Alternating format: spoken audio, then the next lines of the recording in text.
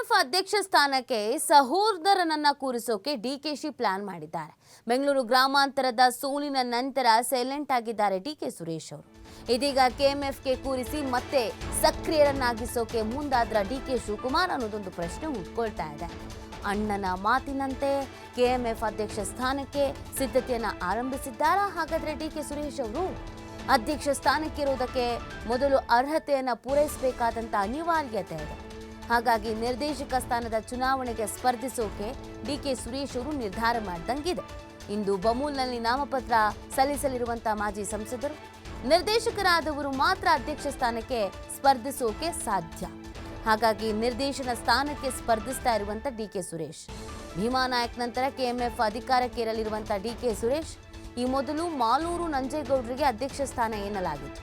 ಇದೀಗ DK Suresh ಎಂಟ್ರಿಯಿಂದ Malur ನಂಜೇಗೌಡರಿಗೆ miss ಆಗುವ ಎಲ್ಲ ಸಾಧ್ಯತೆಗಳು ಕಾಣಿಸ್ಕೊಳ್ತಾ ಇದೆ. ಸದ್ಯಕ್ಕೆ ಎಲ್ಲದರಲ್ಲೂ ಒಂದು ಪ್ಲಾನ್ ಅಂತೂ ಇದ್ದೇ ಇರತ್ತೆ. ರಾಜಕೀಯವಾಗಿ ನಾವು ನೋಡೋದಾದ್ರೆ ಅದರಲ್ಲೂ ಡಿಕೆ ಬ್ರದರ್ಸ್ ತಮ್ಮ ಸ್ಥಾನವನ್ನು ಗಟ್ಟಿ ಮಾಡ್ಕೊಳ್ಳೋದಕ್ಕೆ, ತಮ್ಮ ಅಧಿಕಾರವನ್ನು ಗಟ್ಟಿ ಮಾಡ್ಕೊಳ್ಳೋದಕ್ಕೆ ನಾನಾ ರೀತಿಯಾದಂಥ ಸ್ಟ್ರಾಟಜಿಯನ್ನು ಮಾಡ್ತಾ ಇರ್ತಾರೆ.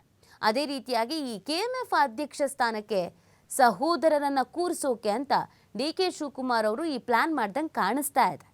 ಬೆಂಗಳೂರು ಗ್ರಾಮಾಂತರದ ಸೋಲಿನ ನಂತರ ಡಿಕೆ ಸುರೇಶ್ ಅವರು ಸೈಲೆಂಟ್ ಆಗಿಬಿಟ್ಟಿದ್ರು, ಯಾವುದು ಬೇಡಪ್ಪ ನನಗೆ ಅಂತ. ಇದೀಗ ಕೆಎಂಎಫ್ಗೆ ಕೂರಿಸಿ ಮತ್ತೆ ಅವರನ್ನು ಸಕ್ರಿಯರನ್ನಾಗಿ ಮಾಡೋದಕ್ಕೆ, ಕೆಎಂಎಫ್ ಸ್ಥಾನವೂ ಕೂಡ ಅಂತಿಂತ ಸ್ಥಾನ ಅಲ್ಲ, ಅದಕ್ಕೆ ಕೂರಿಸ್ಬೇಕು ಅನ್ನುವಂಥ ಪ್ಲ್ಯಾನಲ್ಲಿ ಇದ್ದಂಗೆ ಕಾಣಿಸ್ತಾ ಇದೆ. ಆ ಕಾರಣಕ್ಕೆ ಅಣ್ಣ ಹೇಳಿದ್ರಲ್ಲ, ಅಣ್ಣನ ಮಾತಿನಂತೆ ಆಗಲಿ ಅಂತ ಕೆಎಂಎಫ್ ಅಧ್ಯಕ್ಷ ಸ್ಥಾನಕ್ಕೆ ಸಿದ್ಧತೆಯನ್ನು ಆರಂಭಿಸಿಕೊಂಡಂಗೆ ಕಾಣಿಸ್ತಾ ಇದೆ ಡಿಕೆ ಸುರೇಶ್ ಅವರು. ಅಧ್ಯಕ್ಷ ಸ್ಥಾನಕ್ಕೆ ಇರೋದಕ್ಕೆ ಮೊದಲು ಈ ಅರ್ಹತೆಗಳನ್ನು ಪೂರೈಸಬೇಕಾಗತ್ತೆ. ಕೆಲವೊಂದಷ್ಟು ಮಾನದಂಡಗಳನ್ನು ಫಿಕ್ಸ್ ಮಾಡಿದ್ದಾರೆ. ಸೊ ಆ ರೂಟಲ್ಲೇ ಹೋಗಬೇಕಾಗತ್ತೆ, ಇಲ್ಲ ಅಂತಂದರೆ ಅದು ಬೇರೆ ಥರ ಮೆಸೇಜ್ ಪಾಸ್ ಆಗುತ್ತೆ. ಹಾಗಾಗಿ ಅವುಗಳನ್ನು ಪೂರೈಸಬೇಕಾದಂಥ ಅನಿವಾರ್ಯತೆಯಲ್ಲಿ ಇದೀಗ ನಿರ್ದೇಶಕ ಸ್ಥಾನದ ಚುನಾವಣೆಗೆ ಸ್ಪರ್ಧಿಸೋಕೆ ಡಿಕೆ ಸುರೇಶ್ ಅವರು ನಿರ್ಧಾರ ಮಾಡಿರೋದು. ಇಂದು ಬಮೂಲ್ನಲ್ಲಿ ನಾಮಪತ್ರ ಸಲ್ಲಿಸಲಿದ್ದಾರೆ ಮಾಜಿ ಸಂಸದ. ನಿರ್ದೇಶಕರಾದವರು ಮಾತ್ರ ಅಧ್ಯಕ್ಷ ಸ್ಥಾನಕ್ಕೆ ಸ್ಪರ್ಧಿಸೋಕೆ ಸಾಧ್ಯ. ಆ ಕಾರಣಕ್ಕಾಗಿ ಈ ಒಂದು ಪ್ಲಾನ್ನಲ್ಲಿದ್ದಂಗೆ ಕಾಣಿಸ್ತಾ ಇದೆ. ಈಗ ಸದ್ಯಕ್ಕೆ ಇರೋಂಥದ್ದು ಬೆಂಗಳೂರು ಹಾಲು ಒಕ್ಕೂಟ. ಬೆಂಗಳೂರು ಹಾಲು ಒಕ್ಕೂಟ ಮೊದಲಿಂದನೂ ಕೂಡ ಕಳೆದ 10 ವರ್ಷದಿಂದನೂ ಕೂಡ ನಾವೇ ನಮ್ಮ ಪಕ್ಷದ ಮುಖಂಡರುಗಳು ಸಾಕಷ್ಟು ಜನ ಅಧ್ಯಕ್ಷರುಗಳಾಗಿ ಸೇವೆಯನ್ನು ಉತ್ತಮವಾದಂಥ ರೀತಿಯಲ್ಲಿ ಸೇವೆಯನ್ನು ಸಲ್ಲಿಸಿದ್ದಾರೆ.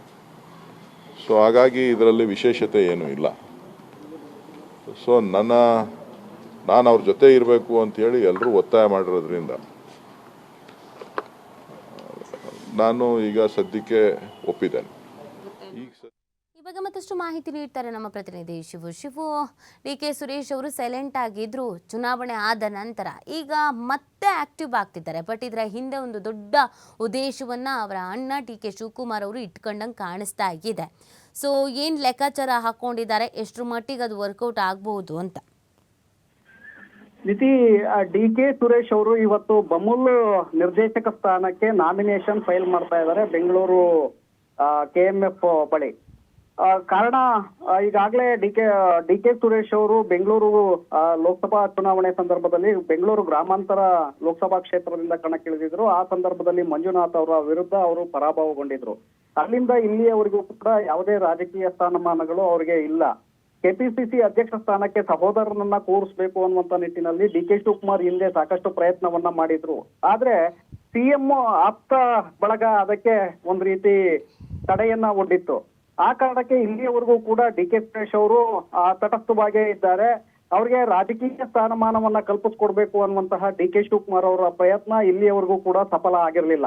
ಆದ್ರೆ ಈಗ ಕೆಎಂಎಫ್ ಅಧ್ಯಕ್ಷ ಸ್ಥಾನಕ್ಕೆ ಅವರನ್ನ ತಂದು ಕೂರಿಸಬೇಕು ಅನ್ನುವಂತ ನಿಟ್ಟಿನಲ್ಲಿ ಅವರು ಪ್ರಯತ್ನಗಳನ್ನ ಮಾಡ್ತಾ ಇದ್ದಾರೆ. ಕೆಎಂಎಫ್ ಅಧ್ಯಕ್ಷ ಸ್ಥಾನಕ್ಕೆ ಅವರನ್ನ ಕೂರಿಸ್ಬೇಕಾದ್ರೆ ಮೊದಲು ಅಧ್ಯಕ್ಷ ಸ್ಥಾನ ಯಾವುದಾದ್ರೂ ಒಂದು ಹಾಲು ಒಕ್ಕೂಟದ ನಿರ್ದೇಶಕರಾಗಿ ಅವರು ಆಯ್ಕೆಯಾಗಿರ್ಬೇಕು. ಹಾಗಾಗಿ ಈಗ ಬಮೂಲ್ ಅಧ್ಯಕ್ಷ ಸ್ಥಾನಕ್ಕೆ ನಿರ್ದೇಶಕ ಸ್ಥಾನಕ್ಕೆ ಅವರನ್ನ ಅಣಿಗೊಳಿಸಲಾಗ್ತಾ ಇದೆ. ಇವತ್ತು ನಾಮಪತ್ರವನ್ನ ಸಲ್ಲಿಸ್ತಾ ಇದ್ದಾರೆ. ಈಗ ಇಲ್ಲಿ ನಿರ್ದೇಶಕರಾಗಿ ಆಯ್ಕೆಯಾದ ನಂತರ ನೆಕ್ಸ್ಟ್ ಕೆಎಂಎಫ್ ಅಧ್ಯಕ್ಷ ಸ್ಥಾನಕ್ಕೆ ಚುನಾವಣೆ ಎದುರಾಗತ್ತೆ. ಆ ಸಂದರ್ಭದಲ್ಲಿ ಡಿಕೆ ಸುರೇಶ್ ಅವರನ್ನ ಅಧ್ಯಕ್ಷರನ್ನಾಗಿ ಮಾಡುವಂತಹ ಪ್ಲಾನು ಇದರ ಹಿಂದೆ ಇದೆ. ಯಾಕಂದ್ರೆ ಇಲ್ಲಿ ಈಗ ಪ್ರಸಕ್ತ ಹಾಲಿ ಅಧ್ಯಕ್ಷರಾಗಿ ಮಾಜಿ ಶಾಸಕರಾಗಿರುವಂತಹ ಭೀಮಾ ನಾಯ್ಕರವರು ಇದ್ದಾರೆ ಕೆಎಂಎಫ್ ಅಧ್ಯಕ್ಷರಾಗಿ.